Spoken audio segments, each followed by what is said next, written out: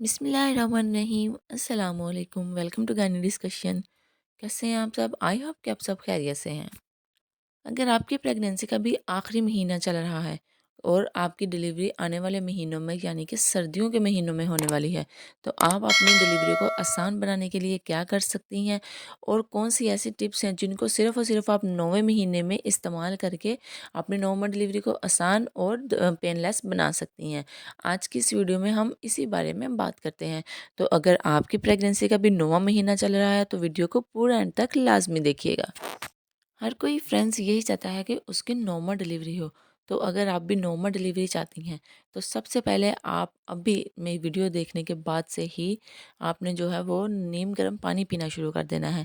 सर्दियों का मौसम चल रहा है और अगर आप ऐसे मौसम में ठंडा पानी पिएंगी तो इससे आपके जो मसल्स होते हैं वो टाइट हो जाते हैं, उनमें सख्ती आ जाती है, उनमें जो लचक होती है वो नहीं आती है, जो कि नॉर्मल डिलीवरी होने के लिए बहुत ज़्यादा ज़रूरी होती है।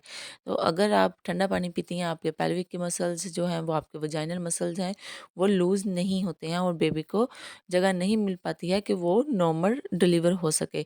इसलिए आपने अभी से जो है वो नीम गर्म पानी पीना शुरू कर देना है। पूरे दिन में आपने जो भी पानी पीना है वो नीम गर्म होना चाहिए। गर्म पानी पीने का मैं नहीं कह रही हूँ, सिर्फ हल्का सा नीम गर्म होना चाहिए।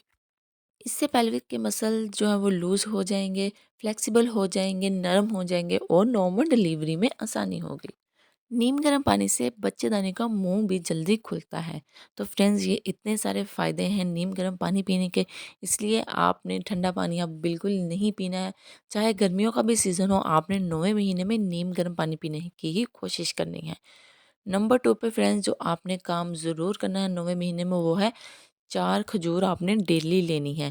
किस तरह से लेनी है? आप 4 खजूर को दूध में डाल के इसको रात को डिप करके सुबह इसको ग्राइंड करके भी पी सकती हैं या फिर आप इसको दूध में उबाल कर भी पी सकती हैं, जिस तरह से आपको सूटेबल लगे। लेकिन आपने खजूर को ज़रूर पीना है।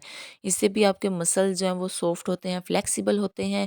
इसके अलावा आपकी जो खून की कमी होती है उसको भी ये पूरा करता है। इसलिए आपने खजूर जो है वो ज़रूर लेनी है प्रेगनेंसी के 9वें महीने से।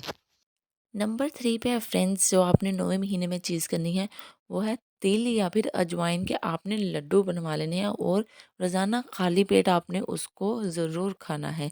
इनकी तासीर गर्म होती है और ये भी बच्चेदानी का मुंह खोलने में और मसल्स को सॉफ्ट करने में हेल्प करते हैं।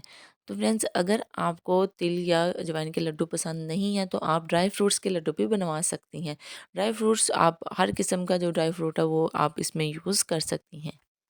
ये सारी चीज़ें खाने से फ्रेंड्स नॉर्मल डिलीवरी में आसानी तो होती ही है, इसके साथ साथ आपको स्ट्रेंथ मिलती है, आप स्ट्रॉन्ग होती हैं। नॉर्मल डिलीवरी के लिए जो आपको ताकत चाहिए होती है, ये तिल के लड्डू या ड्राई फ्रूट्स के लड्डू खाने से इससे आपको ताकत आती है, जो कि आपको नॉर्मल डिलीवरी के लिए ज़ाहिर सी बात है ज़रूरी होती है। तो फ्रेंड्स, आपने ये सारी चीज़ें प्रेगनेंसी के 9वें महीने से ज़रूर लेना शुरू कर देनी है। इससे आपकी नॉर्मल डिलीवरी में बहुत ज़्यादा आसानी हो जाएगी, आपको ताकत मिलेगी, आपको खून की कमी नहीं होगी या आप हेल्दी रहेंगी, ठीक है?